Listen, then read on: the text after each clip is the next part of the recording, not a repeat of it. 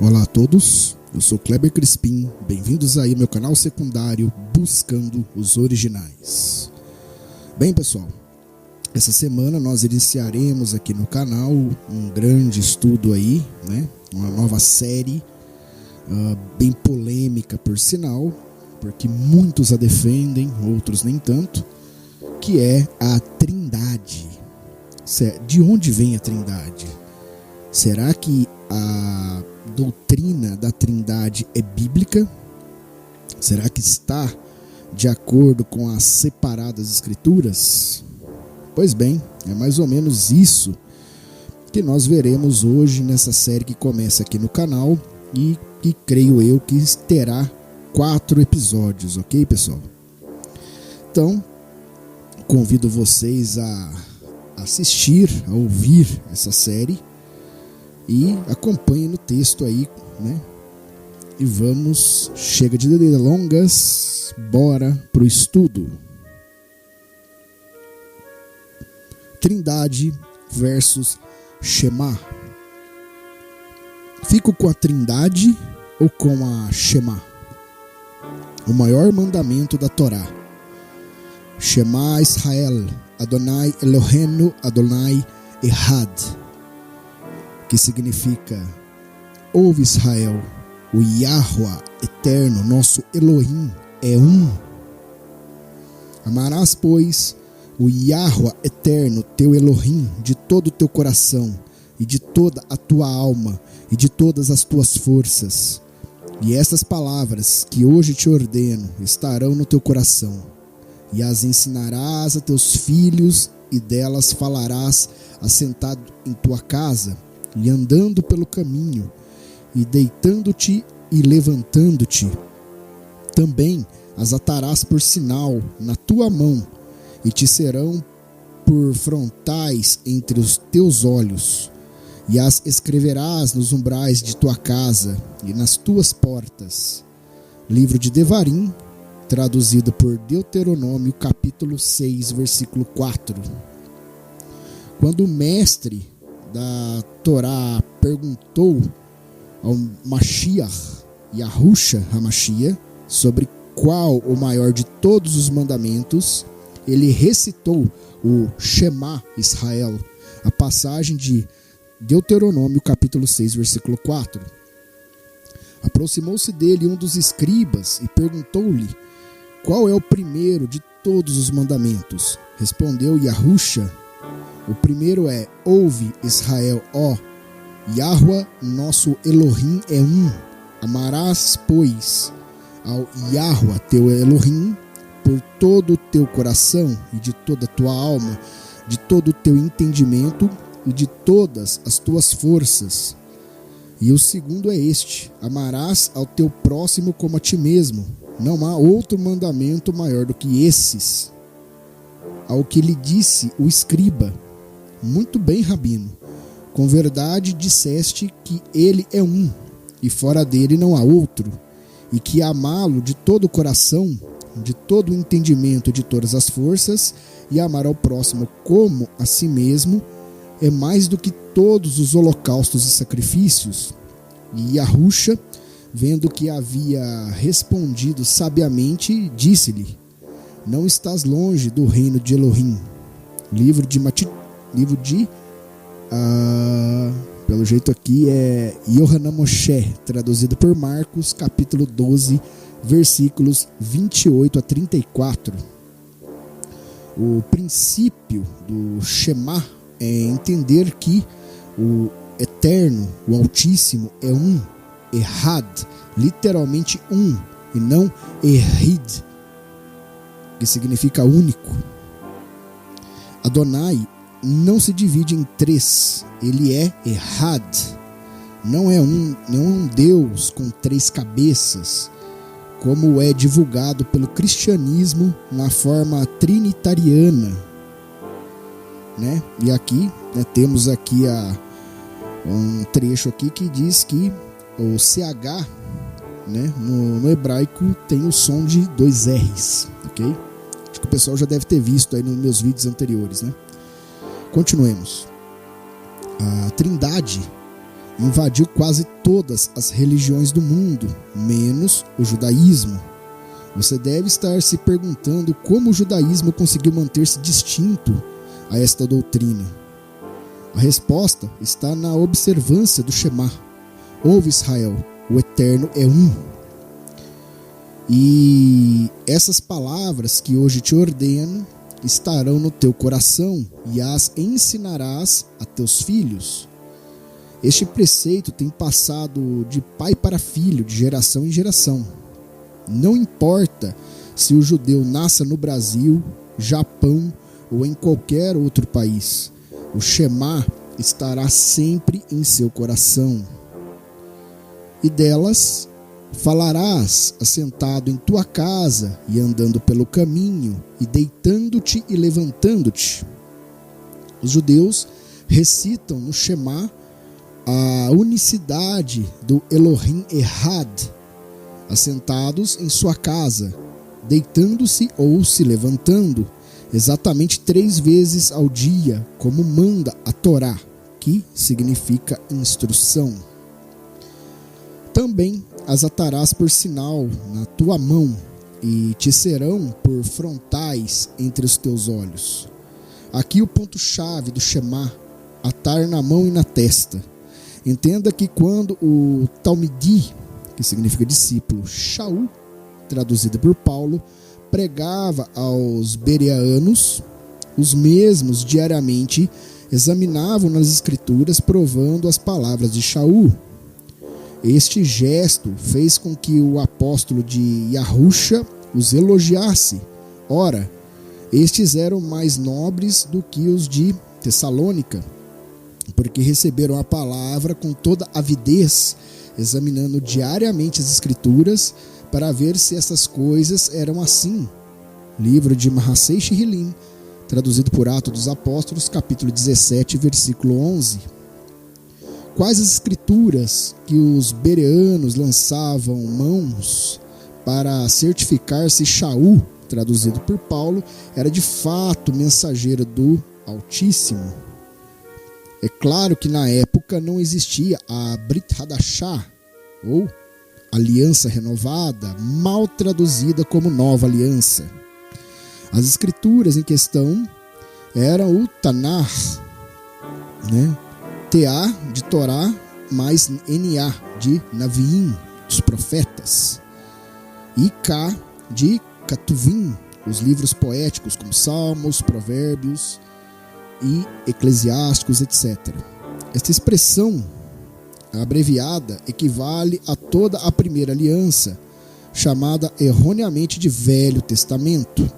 Então podemos concluir que todas as cartas neotestamentária ou qualquer pregação ou filosofias, tudo era peneirado no Tanar, na primeira aliança, pelos bereanos. Até mesmo Yahusha, para ser o Mashiach, que significa ungido, prometido, deveria falar de acordo com a Torá e toda o Tanar. Pois bem, foi isto o que fez. Então, seremos como os bereanos e analisemos o livro de Gilihana, traduzido por Apocalipse, capítulo 13, versículo 16 e capítulo 14, versículo 9. E fez que a todos, pequenos e grandes, ricos e pobres, livres e escravos, lhes fosse posto um sinal na mão direita ou na fronte. Livro de Gilihana, traduzido por Apocalipse, capítulo 13, versículo 16.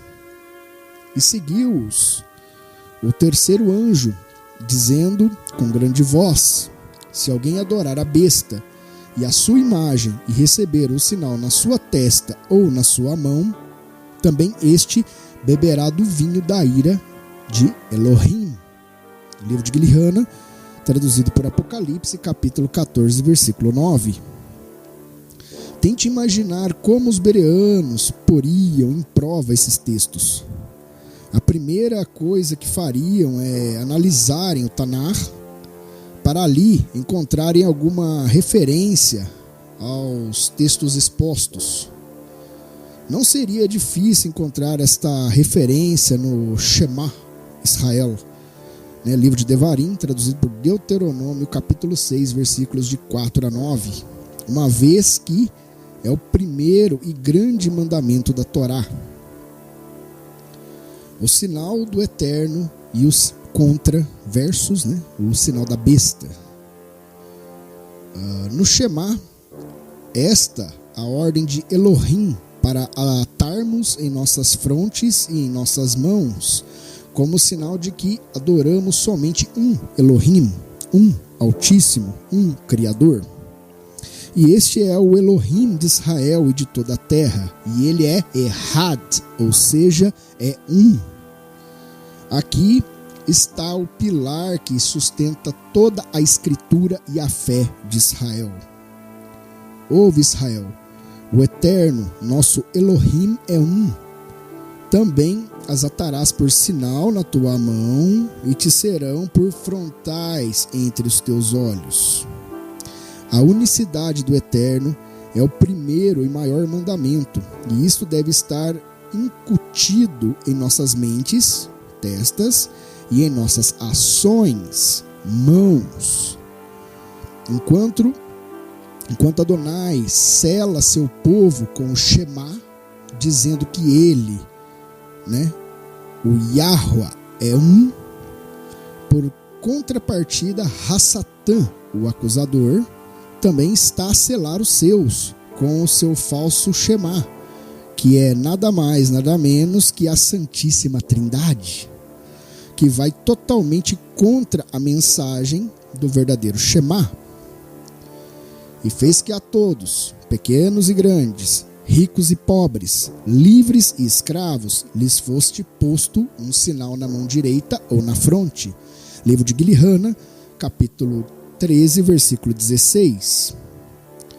E seguiu-os o terceiro anjo, dizendo com grande voz: se alguém adorar a besta e a sua imagem receber o sinal na sua testa ou na sua mão, também este beberá do vinho da ira de Elohim.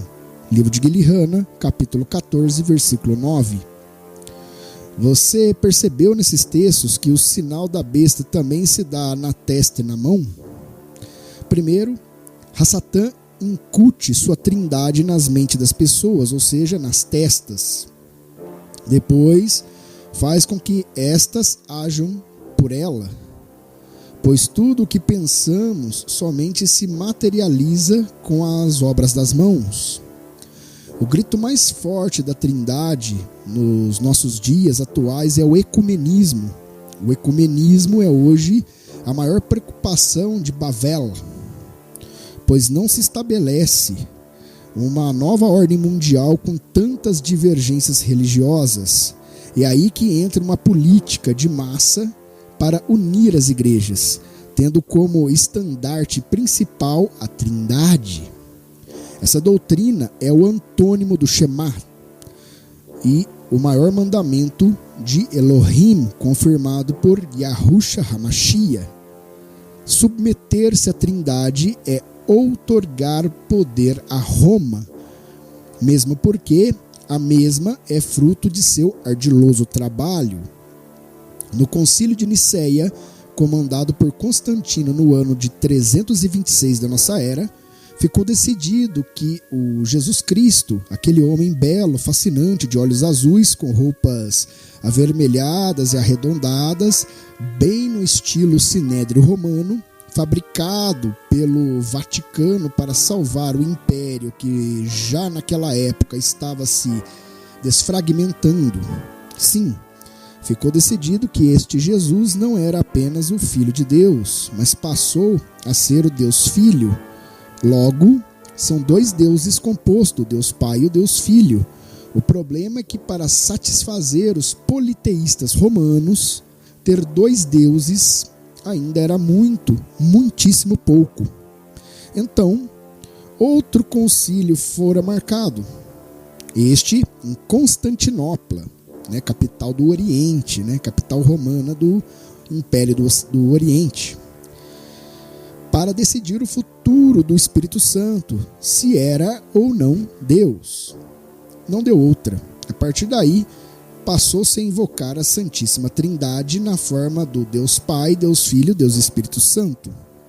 Houve até uma ordem para adulterar o texto de Matitiarro, traduzido por Mateus, capítulo 28, versículo 19, que rezava assim: portanto, ide, fazei discípulos de todas as nações em meu nome. Veja claramente que na Bíblia aramaica Peshita, a ordem de Yahusha é fazer discípulos em seu nome. Mas Roma ordenou seus tradutores a porem a Trindade nesse texto. Portanto, ide, fazei discípulos de todas as nações, batizando-os em nome do Pai, do Filho e do Espírito Santo. Aí está a Trindade mitraica de Constantino, o adorador do Sol. É triste saber que milhares de pessoas estão sendo enganadas e direcionadas para este movimento chamado ecumenismo, que visa uma só religião sobre o domínio do Vaticano. A globalização é tão somente a Torre de Babel sendo erigida novamente. E todos esses movimentos juntos, né, pessoal? Cadê? Todos esses movimentos juntos são a nova era, ou nova ordem mundial. Pois bem, pessoal, eu vou parando esse primeiro episódio por aqui, para que vocês consigam, de certa forma, digerir essas informações. Ou seja, é algo grave, a gente percebe que a Trindade ela é antibíblica. E claro, muita gente que assistir esse vídeo com certeza vai ter o seu íntimo se revirando, né? Brigando contra aquilo que aprendeu desde que era criança. Então, o que está certo? Está certo que os homens nos ensinaram em todos esses anos, essas décadas das quais somos vivos, ou importa o que está lá nas separadas escrituras, no original? E aí? Eis a pergunta. Deixo vocês com essa reflexão para hoje, ok? Vou parando o vídeo por aqui, para que o vídeo não fique muito longo, não fique muito cansativo. E logo logo estaremos aí com o episódio 2 dessa série chamada Trindade. Então, que o Altíssimo Yahweh Tsevaot abençoe a cada um de vocês e as suas respectivas casas, e que Yahusha HaMashiach, o Mashiach e Rei deste mundo, continue abençoando-os e dando norte, um entendimento a cada um de vocês. Livrem-se das doutrinas humanas. Voltem para as escrituras originais. E até um próximo vídeo, pessoal.